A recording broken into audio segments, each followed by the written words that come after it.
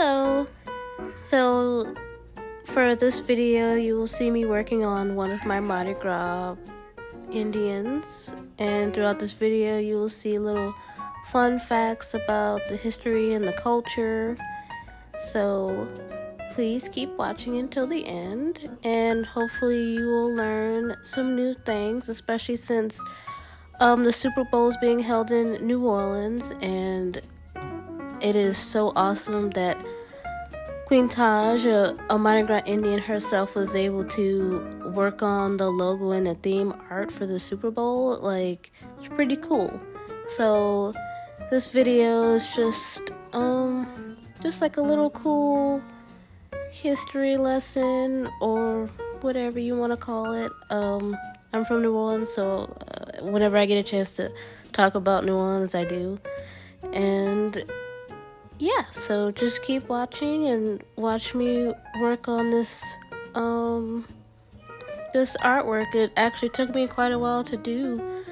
I usually don't try to go with this kind of realistic style. I usually keep it pretty simple and stylized, but people actually really like how these Mardi Gras Indians came out. You'll see the prints at the end of the two I have so far, and I'm working on another one. And yeah, so please let me know what you guys think in the comments, and let me know if I should do more videos like this. Thank you. Mardi Gras Indians have been masking for well over a century or centuries. Is what some scholars believe. Like, it's a pretty long running tradition, and it's been a pretty secretive thing for a very long time. It's still not very mainstream, but yeah.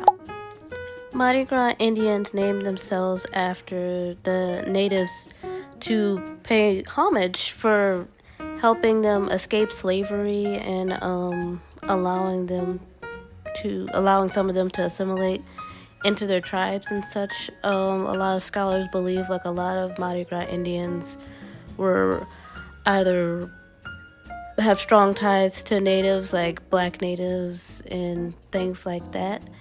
And I think it's a pretty nice thing, African Americans trying to honor their fellow counterparts and stuff, especially in a time like that, like right after slavery or during slavery.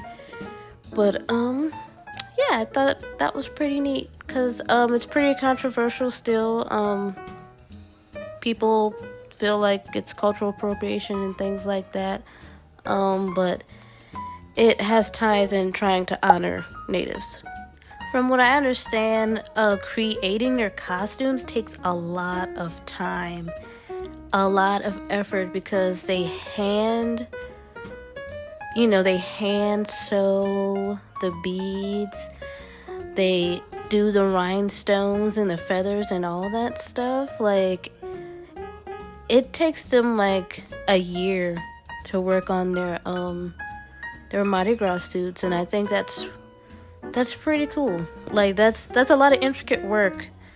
Like, that's how rich and interesting the culture is. Like, they take a lot of pride in the work they put in, and like the people that help them with their suits.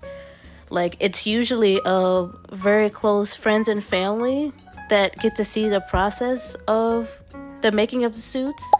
And yeah, apparently the suits tend to be very heavy, which I guess I should have assumed, but like, wow. Like, I can only imagine how hot it is. Like, I know when they're parading, sometimes they'll remove some of the heavier parts of their suits, but then they'll put them back on once they come across another big chief and stuff. But whew, yeah, that sounds like a lot.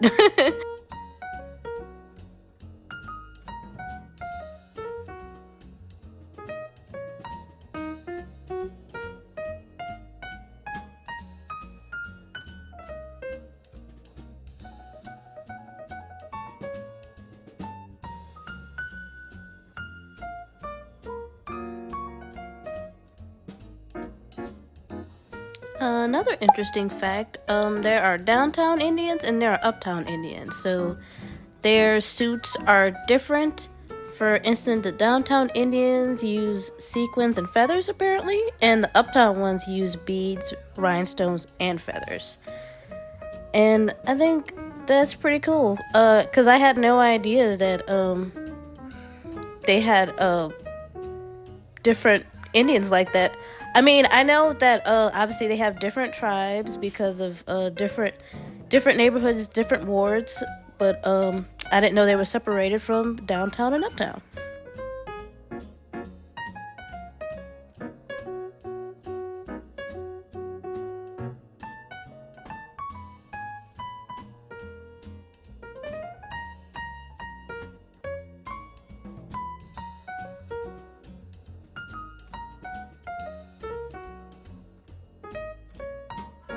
Despite their names being Mardi Gras Indians, they don't just parade on Mardi Gras. They all come together to celebrate what they call Super Sunday with a parade. It's held during the day on a Sunday near St. Joseph's Day.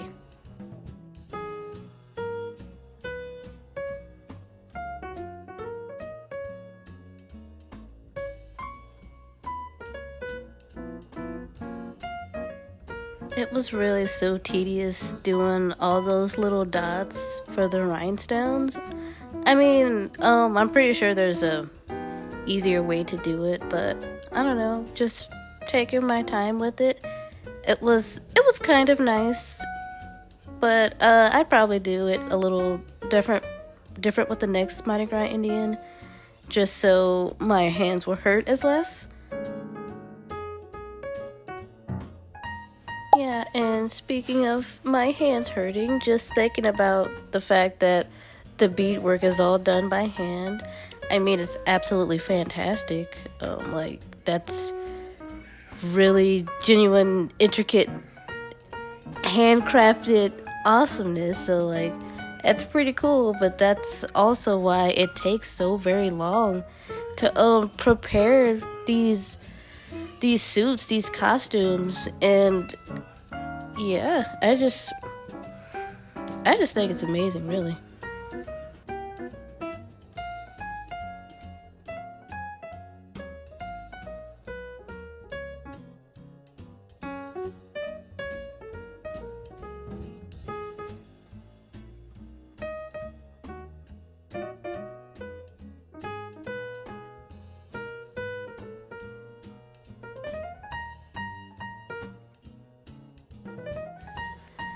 The birth of these traditions in Mardi Gras Indians was caused by, exclusion from the traditional carnival practices back then. They felt like they needed to do their own thing, which I think is that's how you gotta do it. If you're not allowed in these spaces, they figured, hey, we're gonna do our own stuff, and I think that's pretty cool. And that's part of why they're still a little secretive. They don't publish when they do the parades usually ahead of time. It's usually the day of and things like that. But yeah, it's just a really interesting history behind it, and it was created out of necessity because Black people of color, they did not want them to participate in all the carnival activities, so they figured they'd do their own. Another big thing with the suits is, oh my god, they cost a lot to make. Thousands apparently.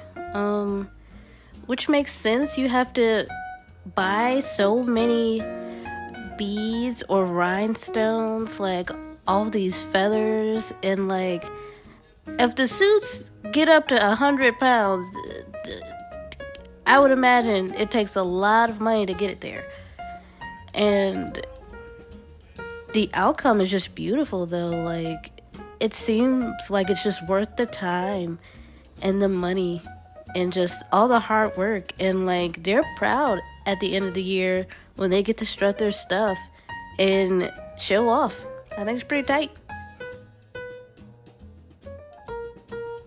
And as amazing as the suits are and just the traditions and the culture, it is apparently a dying tradition. Less and less people are dressing out or masking. I mean, understandably, it takes a lot of time and a lot of money. And things, things are not the best when it comes to money, like economics. So it's kind of sad to think about, though. In my opinion, it's a tradition I would love to see continue on for a long time. Plenty of people still do it though, so it's not like it's gonna be gone in the blink of an eye like next year. But I think the more people learn about it, maybe more people will get back into it. That'd be pretty nice.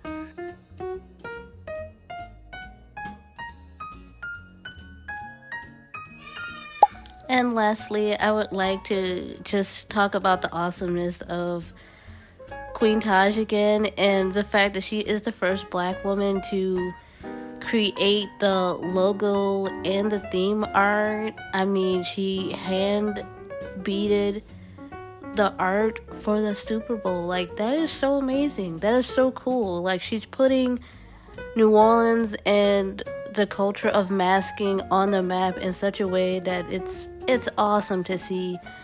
And it's Black History Month. Like, we need to celebrate her. Like, we need to celebrate this. Like, it's amazing. And wow, we need to see more of this. We really do. And that's all I have, guys, for some of the little facts and history that I've learned and just wanted to share with you guys about Mardi Gras Indians and masking and just the culture. And I hope you guys enjoyed it. I enjoyed making this video, and I hope you guys continue to watch as I finish up this Mardi Gras Indian. And yeah, thank you so much for watching, guys. Bye.